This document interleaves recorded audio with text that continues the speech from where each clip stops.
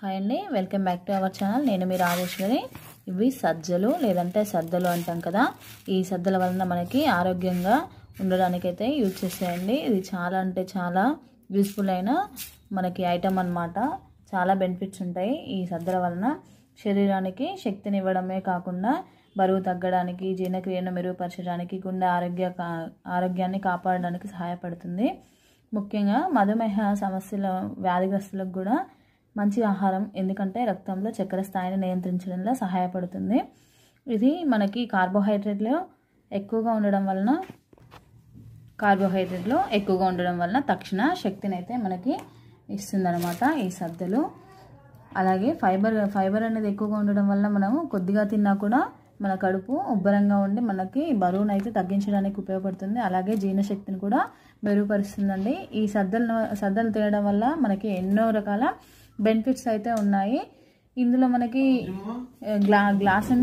గ్లాసమిక్ అనేది తక్కువగా ఉంటుంది కాబట్టి ఇది రక్తంలో చక్కెర స్థాయిని నియంత్రించడం సహాయపడుతుంది.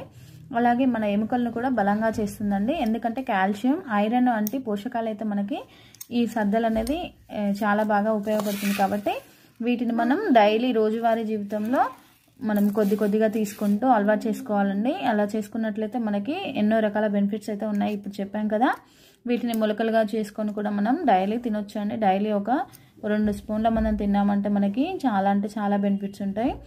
అలాగే మీరు వీటిని ఉడకబెట్టుకొని గంజి తాగినా కూడా చాలా బాగుంటుందండి. అలా అయినా ప్రిపేర్ చేసేసుకోవచ్చు మీకు ఇష్టమైన విధంగా. రొట్టెల్ని ప్రిపేర్ చేసుకుంటారు కొంతమంది, జొన్న రొట్టెలు అంటారు కదా.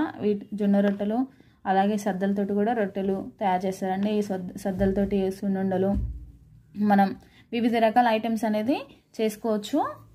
మీరు అదేవిధంగా రోజువారీ జీవితంలో ప్రతి ఒక్క రోజు ఒక ఐటమ్ చేసుకొని వీటిని తిన్నారంటే చాలా బెనిఫిట్స్ ఉన్నాయండి. వీడియో నచ్చినట్లయితే లైక్ చేయండి, షేర్ చేయండి, సబ్స్క్రైబ్ చేసుకోండి. Thanks for watching my channel.